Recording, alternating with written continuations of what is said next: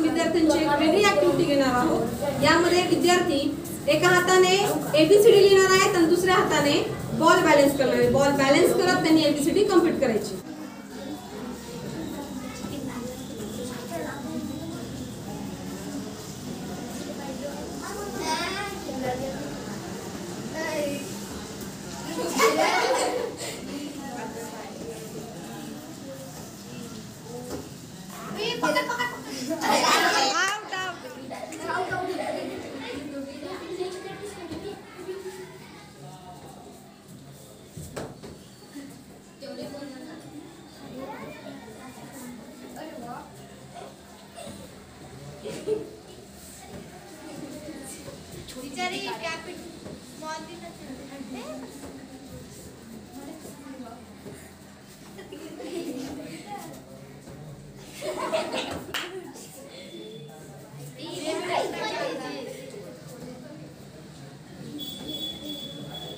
अशा विविध ॲक्टिव्हिटी पाहण्याकरता माझ्या परफेक्ट लर्नर्स या चॅनलला सबस्क्राईब नक्की करा।